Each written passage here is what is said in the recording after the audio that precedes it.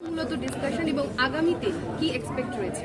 না, উনি আগেও আমার কাছে এসেছিলেন এবং দেখা করেছিলেন। উনিও চাইছেন, উনি চাইছেন মানে on behalf of Bangladesh government উনি আমার সাথে কথা বলছিলেন যে এই বিষয়। তো আমি বললাম প্রথমেই আপনার যে ওখানকার যে অবস্থা, সেই অবস্থার আগে আপনারা এটাকে সাবসাইড করুন।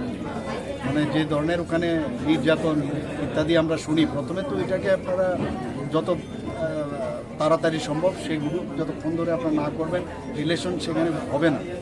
সেকেন্ড হচ্ছে কমিউনিকেশন।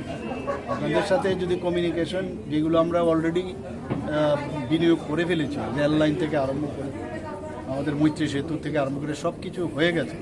তা আপনারা তাড়াতাড়ি এগুলো যদি ইমপ্লিমেন্ট করতে হয়, সম্পর্ক বাড়াতে হয়, তো এইগুলোও দরকার। মানুষ বিজনেস চায়, আপনাদের এদিকেও যারা আছেন, কারণ আমরা জানি ফিশ থেকে আরম্ভ করে, সিমেন্ট থেকে আরম্ভ করে বা যে চিপসগুলো আসে বাইরের, তো সেইগুলো এখন কিন্তু মুশকিল। তো সেই এবং উনি বলছিলেন যে আমাদের যে ত্রিপুরা হয়ে যারা ট্রিটমেন্টের জন্য ভারতবর্ষে আসে, তারা অনেকটা দে ফিল গুড। তাহলে আমাদের প্রবলেম নেই, আমরা দেবো, কিন্তু পাশাপাশি বিষয়গুলো আপনারা দেখুন। উনি তো বললেন যে এখনের যে গভর্নমেন্ট, তারা অনেকটা এই বিষয়ে অনেক নরম চিন্তাভাবনা করছেন। তাই বললাম যে এগুলো করুন আপনারা। আর এটা তো ইন্টারন্যাশনাল বিষয়, সেগুলো দিল্লিতে কথা বলতে হবে, দিল্লির থেকে যে নির্দেশ আসবে আমরা সেইভাবে কাজ করব। স্যার, আজকে ইউনিয়ন হোম মিনিস্ট্রির সঙ্গে কতটা এখন অবধি স্বাক্ষরিত হলো বা ইনভেস্টরদের কি রিয়াকশন ছিল ত্রিপুরায় আসার পর?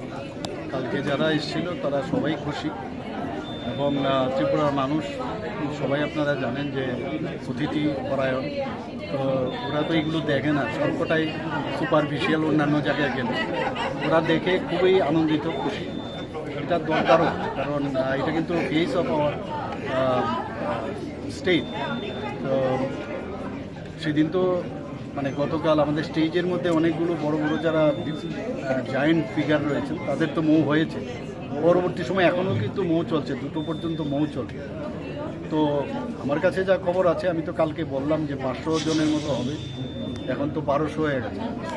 এর মধ্যে যাতে এটা গ্রাউন্ডেড হয়, তার জন্য আমাদের ভেরি ইম্পর্টেন্ট। এর আগেও প্রায় 30,000 কোটি টাকার আমাদের মুভ হয়েছিল, এর মধ্যে 8,000 কোটি টাকার গ্রাউন্ড হয়েছে। তো আমার মনে হয় যে আর হবে, এটা পুরোটা যখন আসবে পিকচার, তখনই আমি বলতে পারবো কত জনের হয়েছে কি না হয়েছে, পুরো মানে স্ট্যাটিস্টিক্স যে রিপোর্ট আমি সেটা দিতে পারবো। স্যার, হাই কমিশনের সাথে আপনার সমস্ত হসপিটাল, প্রাইভেটই হোক, আপনার সেই চেম্বারই হোক বা গভর্নমেন্ট হসপিটাল, সব কটাতে ডিজিটাল মাধ্যমে পেশেন্ট ওপিডি আসুক, আইপিডি আসুক, সব কটা ডিজিটালের মাধ্যমে সেগুলো আসুক। মানে এতে যেসব ডিজিটাল ব্যবস্থা রেখেছে, আগামী দিন সারা ভারতবর্ষের যে মাননীয় প্রধানমন্ত্রীজি বলছেন না যে ডিজিটাল ইন্ডিয়া, আমরাও ডিজিটাল ত্রিপুরা বলছি, সেটা সম্ভব। স্যার, এই যে প্রাইভেট বিনিয়োগগুলো হচ্ছে, তাতে কি এই যে ম্যাল প্র্যাকটিস আর প্র্যাকটিস নিয়ে একটা বিতর্ক, বিশেষ করে যখন এজিএমসির প্রাইভেট প্র্যাকটিস বন্ধের নির্দেশটা হয়েছে, তখন এই বিতর্কটা এখনো নির্দেশ দেওয়া হয়নি, নোটিফিকেশন বেরোয়নি, ক্যাবিনেটের ডিসিশনটাই বলছি। আপনার কি মনে হয় এই যে প্র্যাকটিস ম্যাল প্র্যাকটিসের বিতর্কটা এতে করে অনেকটা কমে যাবে? ম্যাল প্র্যাকটিস আমি জানি না, প্র্যাকটিস সম্পর্কে আমি জানি। কাজেই এখানে বিতর্কের কোনো বিষয় নেই। বিতর্ক তো যারা বিরোধীরা আছেন তারা করছে, ডাক্তারবাবুদের মধ্যে কোনো সমস্যা নেই। ওনারা কিছু দাবি রেখেছেন, এই জিনিসগুলো করে দিলে আমাদের কোনো অসুবিধা নেই, এগুলো তো আমরা করবোই, আমরা অলরেডি কমিটমেন্ট আছে সেটা।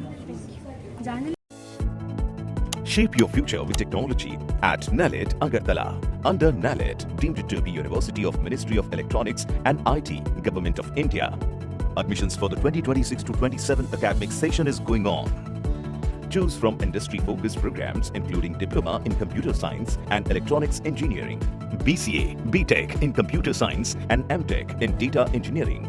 Experience modern learning with advanced labs, expert faculty, paid internships, placement assistance, startup support, transport facility, and hostels for boys and girls. Tuition fees are free for SC and ST candidates. For enquiries, contact 0381 239 1010 or 8794 822 459.